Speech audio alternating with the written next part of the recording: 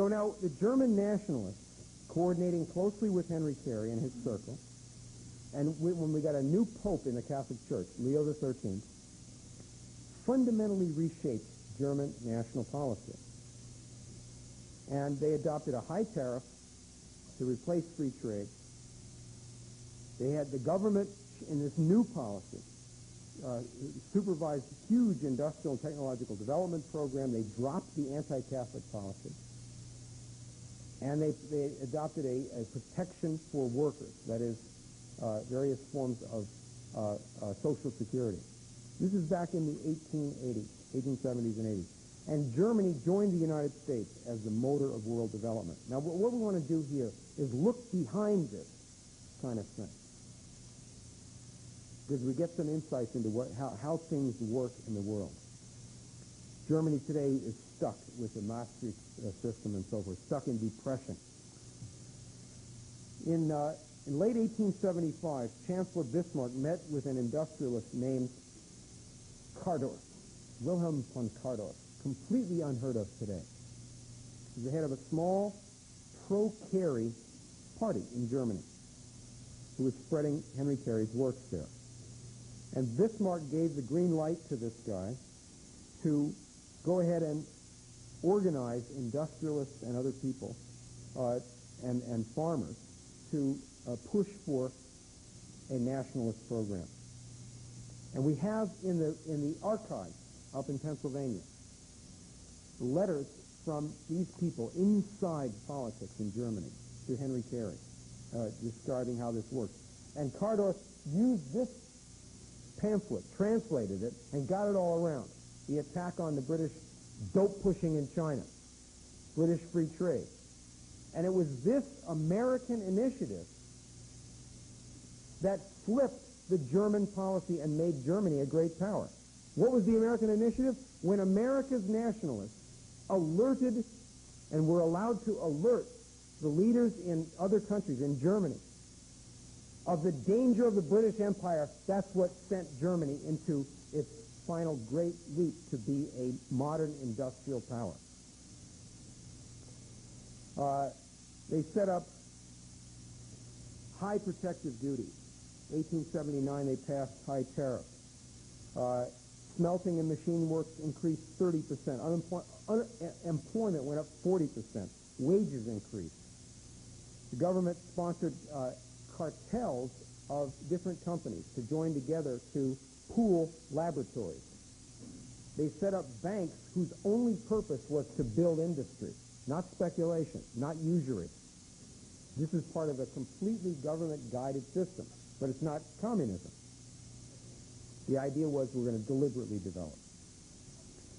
And meanwhile, and they built canals, railroads, and so forth. And meanwhile, the United States, Americans, very idealistic Americans and Germans, joined together in a crash program to bring electricity to the world. That was part of this program, this political program. That's how the world got electricity. Next.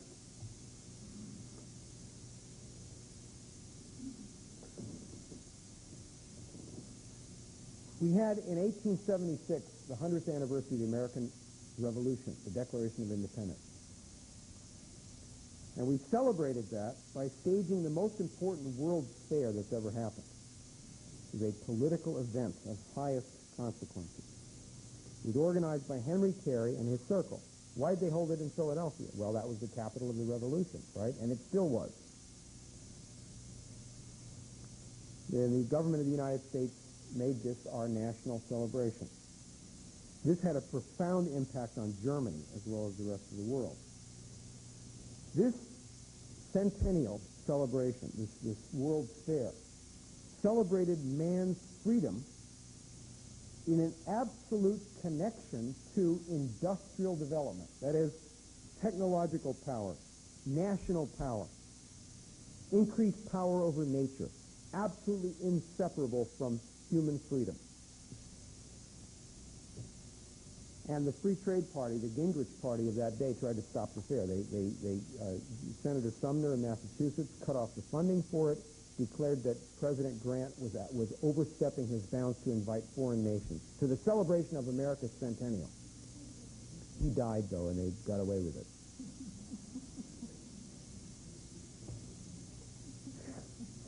All right, so next. What you saw previously was the, I'm sorry, put the other one back on.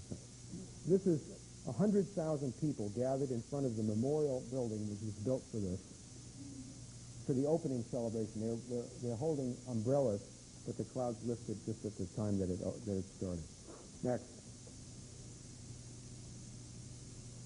This is inside the main building. You see some of these illustrations in our EIR issue. There's a band playing in the middle, some German products back there, and up at the upper left, hanging from the ceiling, is a very curious display that illustrates the principle of the land bridge. Next. This is what it is. It shows a kind of an air car. On one end is Confucius, on the other end is Muhammad. And we are going to link worlds. Next. This is a statue of the freed slave. And the idea here was that the United States had just come through successfully the Civil War, and the rest of the world had an increased admiration for the United States because we had abolished slavery. And because we had, in that struggle, which included 200,000 black soldiers, we had developed the most powerful military machine in the world. Next. You've all seen this thing. This is the arm of the Statue of Liberty. The Statue of Liberty was built for this centennial fair, but it never got set up until some years later in New York Harbor. It was delivered from France. This was the celebration of human freedom on this planet. Next. This is an I.P. Morris blast engine, one of hundreds and thousands of displays like this. It was for making steel. This blast engine delivered 170 cubic feet of air per second to a steel-making operation. Next. Here we see principally Baldwin locomotives. One of these is on display. It's a beautiful machine down at the Smithsonian Institution in the, I think it's the Museum of American History, next to the castle, so-called, on the mall. Built for this centennial, because it's a political deal. They built those locomotives for political reasons. They wanted to display them to the world. They weren't just selling them. In the distance there, you can see the Corliss engine, which whose steam devices were in another building, so it was totally silent here.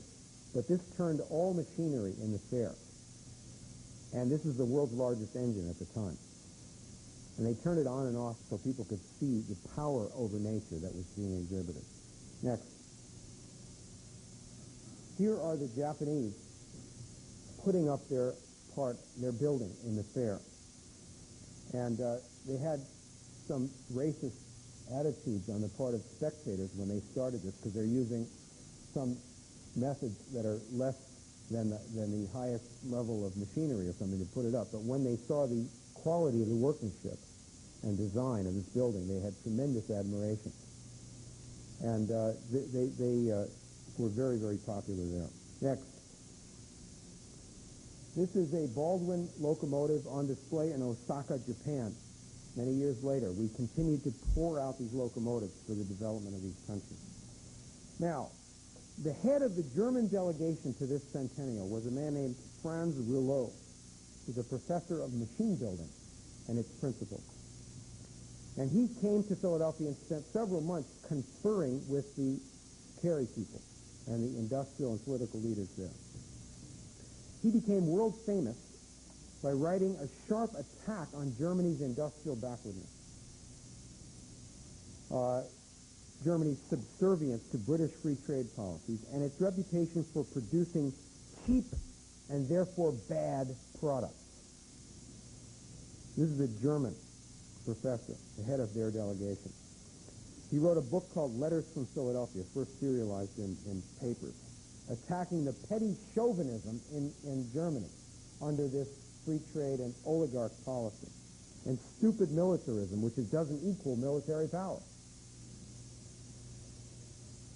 He was a professor of machine building who introduced his students to Schiller's universal history teaching to teach them about machines.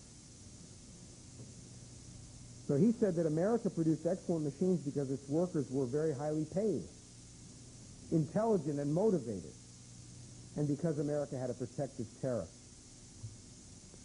Now, Adolf Hitler had a response to this. In 1940, just after Hitler launched the invasion of Russia,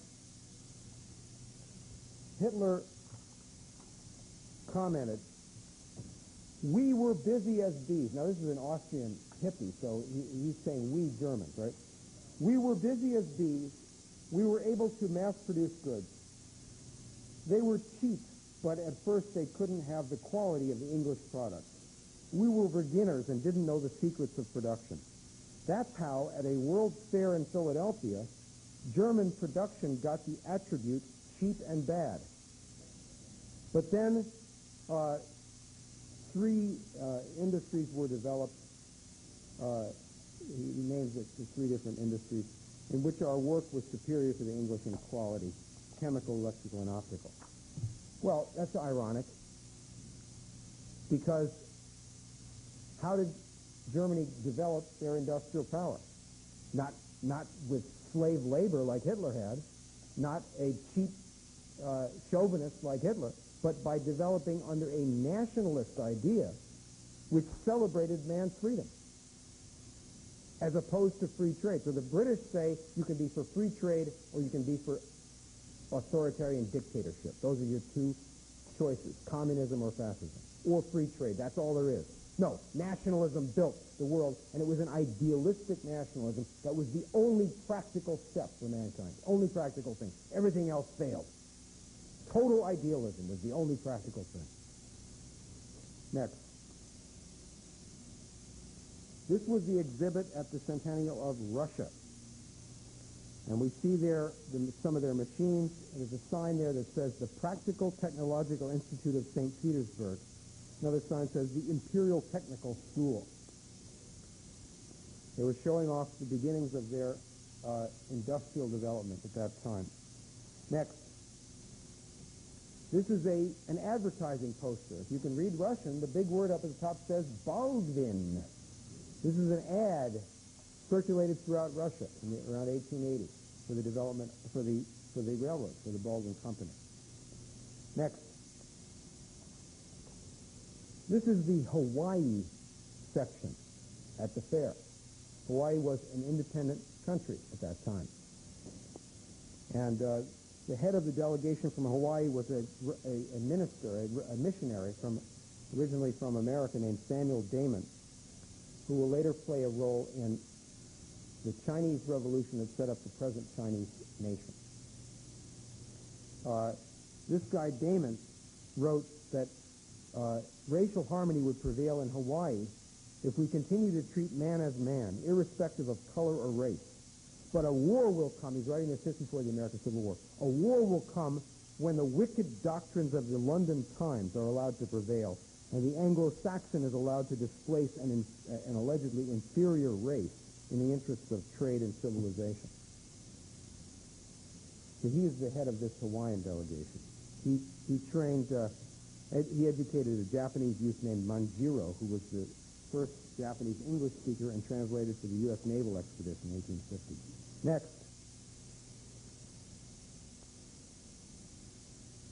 At the moment the Centennial Exposition opened in May of 1876, a young inventor named Thomas Alva Edison moved into this invention factory that was set up by the Carey people, who backed him. He was their, in a sense, their employee. They sponsored him, financed him, protected him.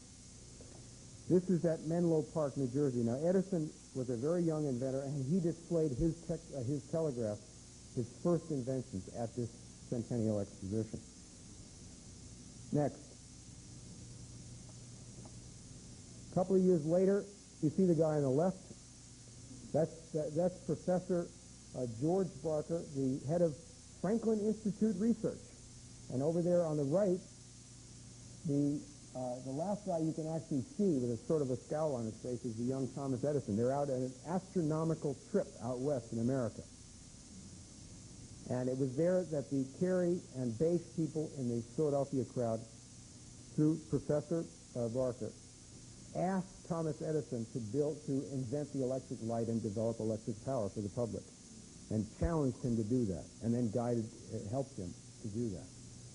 He soon had a press conference and announced that he was going to electrify the world. So at this meeting, at the Centennial, a German named Emil Rathenau, came to the Centennial, and a few years later, Rathenau and Thomas Edison set up a partnership. Rathenau founded the Edison Electric Company in Germany as a partner of Edison and the Carey people. And between them, they electrified, that is, Edison and Rathenau brought electricity to Austria, Switzerland, Italy, France, Belgium, Spain, Romania, Bulgaria, Russia, Poland, Denmark, Norway, Sweden, South Africa, Mexico, Brazil, Chile, Argentina, Japan, and China, and the United States. They made Berlin the capital of the Russian electrical industry. Berlin is not in Russia. Meanwhile, another partner of Edison, Frank Sprague, set up, and was partner of these Philadelphia guys, introduced electric streetcars and subway trains to the United States. All right, now, next. Another person you never heard of, Wharton Barker. He was a central figure in the project from here on out. This is a Carey insider in Philadelphia. It was at his house that the dignitaries from these other countries met when they came to the Centennial. And just like they might come into Leesburg today, all right, to talk about what they're going to do. In 1878, he was hired by the Russian Tsar to build ships for the Russian Navy in the Philadelphia shipyard, warships.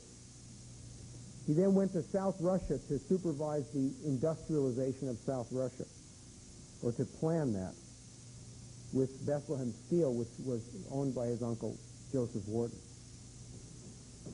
And he also supervised the Ireland Revolution unit of the Carey people. That is, Irish people in America and Ireland, working together with this little circle of people, set up something called the Clan na Gael. And one of their central people went from Philadelphia to Ireland in 1878 and organized 20,000 feuding Irishmen into a central revolutionary organization called the Irish Revolutionary Brotherhood. And together with their Clan na Gael in the United States, which shipped arms and money to Ireland, that continued to be the main organization of Irish nationalism until Michael Collins and Arthur Griffith, who worked for that organization, established the nation of Ireland right after World War I. The plan was that the United States, Russia, together would make war on England and there'd be an Irish uprising. That was what these guys were organizing for. Unfortunately, Alexander II and his candidate for president that he put in the White House, Garfield, both were assassinated within a few months of each other. Next. Now, you don't have to read this. I just put it up there. There was a fellow named Terence Powderly who was part of this little inner circle in Philadelphia. He's well known historically as the head of the first mass organization of working people called the Knights of Labor. And under his leadership, they increased it from a little secret society to 800,000 members, black and white, women and men, immigrants and long-term Americans, and employed and unemployed. Purpose was to study political economy and to defend the rights of workers against employers that were mindlessly attacking workers. That's how he's known. He's the most famous labor leader in that whole era. He introduced as a leader of labor, the concept of a mass organization of workers, not socialists. He was a Careyite. He's part of this inner circle, and he was the treasurer of the skirmish fund that sent the guns over to Ireland for this Carey organization. Now, he's not known for his political activities in this circle of American nationalists. Here's a letter from Terence Powderly to Wharton Barker, a banker in Philadelphia. And they are conniving in the development of American politics. The British didn't like this, and they got the Canadian Catholic Church to try to tell the Pope, don't allow this. Because these guys were organizing workers in Canada and Britain and all over the world while they were doing all these other initiatives. Next. But the new Pope, Leo XIII, was on their side, and he was working in tandem with Carey and the American nationalists. And so this is a British cartoon in the magazine Puck attacking the Knights of Labor and attacking the Cardinal of the Catholic Church, Gibbon, that was an ally of the Knights of Labor and had worked with the Pope to help get Vatican protection for this operation. And so this is a British cartoon saying, look at these scandalous, ugly workers, these ignorant workers, attacking this poor fellow, this poor scab, who doesn't want to be in their union. And the Catholics should be ashamed of themselves for participating in this. Next. And here the British portrayed Pope Leo XIII as a lunatic who is supporting Irish Revolution and worker uprising because he was on the same side as these American nationalists. And it was because of this combination, really, that Germany got this social security system of health insurance and so forth for the workers in the 1880s. Next. Here is a map of the Trans-Siberian Railway built by the Russians in the 1890s, finally, under the Prime Minister of Russia at that time, Count Witte, the later Prime Minister. He was developing the policy of the American nationalists there. He was in favor of the American economic system. And the Baldwin Locomotive Company provided the locomotives, and Carnegie Steel provided the rails and so forth. This was a joint American and Russian product. Next. The American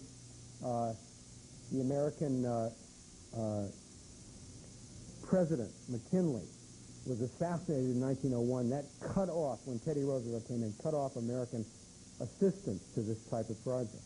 And you put the British-loving faction in control of America. This is a Baldwin locomotive built for Russia in 1896.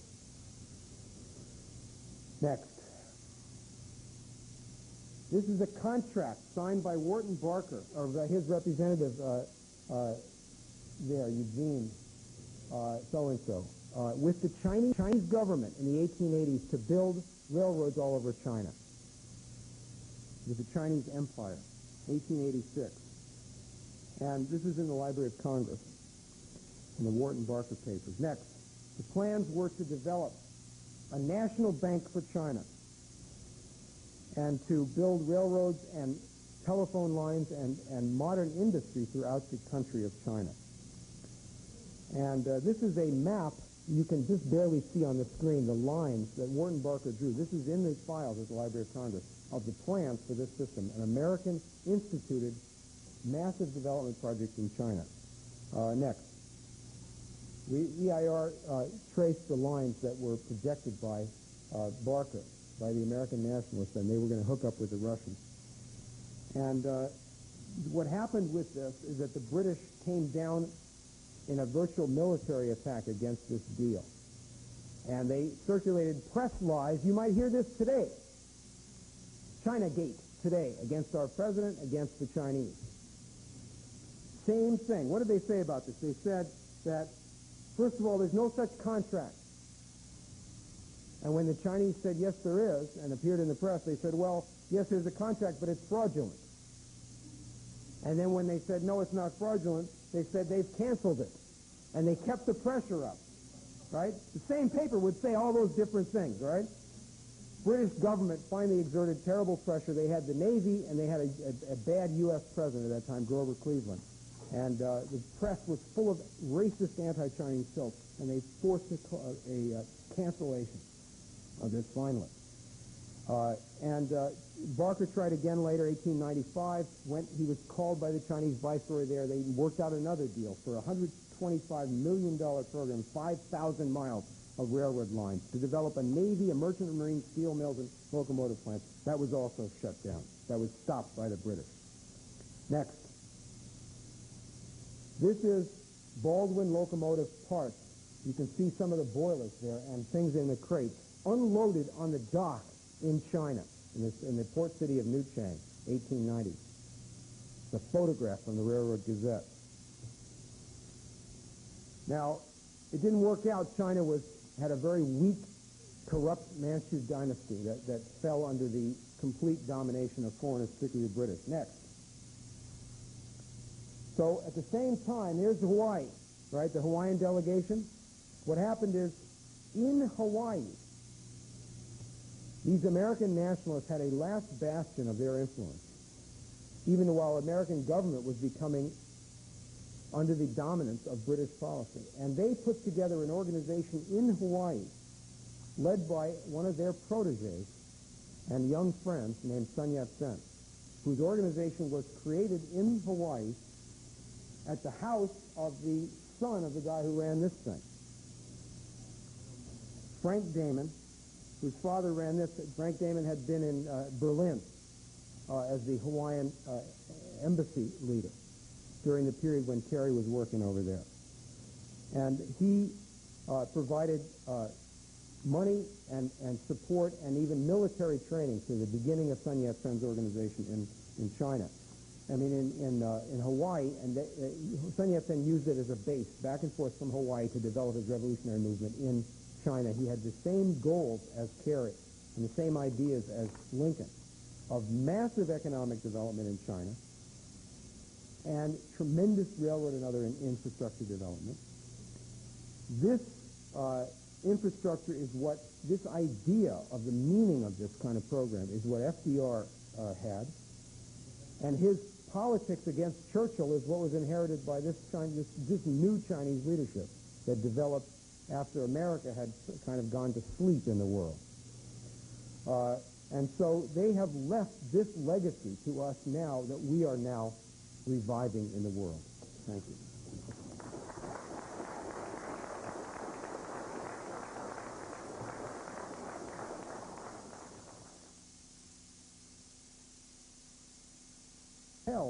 Of different companies to join together to pool laboratories.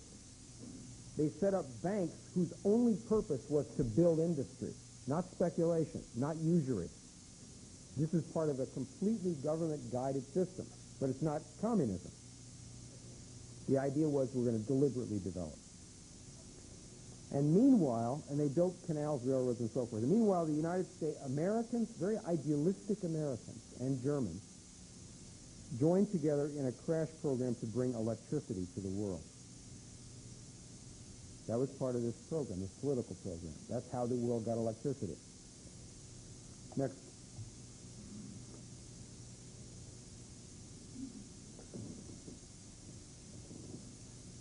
We had in 1876 the 100th anniversary of the American Revolution, the Declaration of Independence.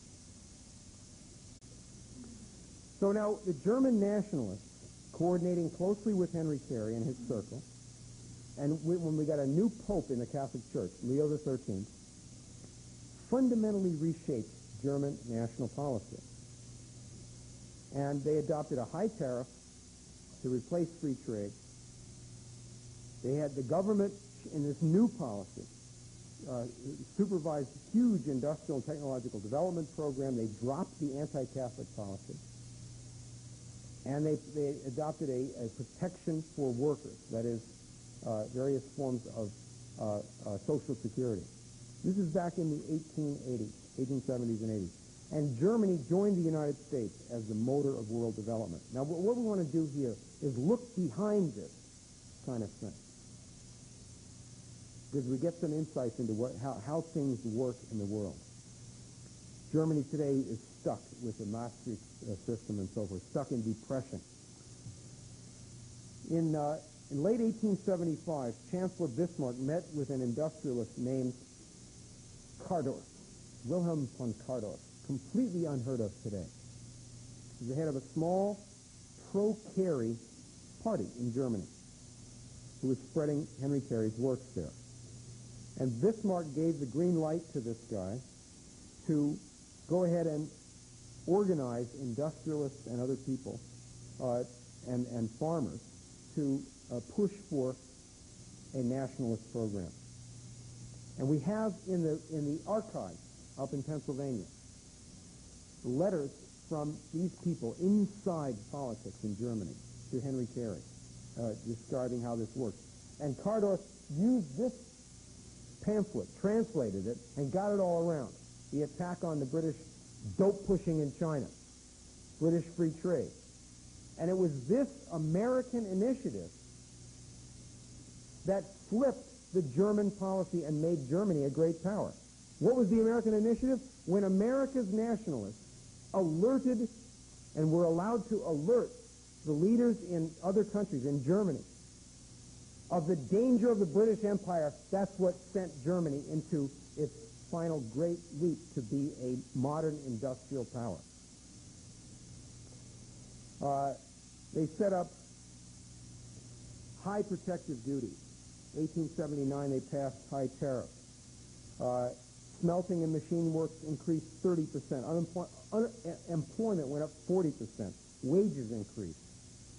The government sponsored cartels, and we celebrated that by staging the most important World's Fair that's ever happened. It was a political event of highest consequences. It was organized by Henry Carey and his circle.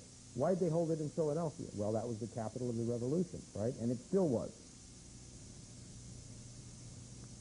And the government of the United States made this our national celebration.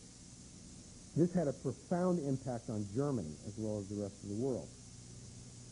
This centennial celebration, this World's Fair, celebrated man's freedom in an absolute connection to industrial development. That is, technological power, national power, increased power over nature, absolutely inseparable from human freedom. And the Free Trade Party, the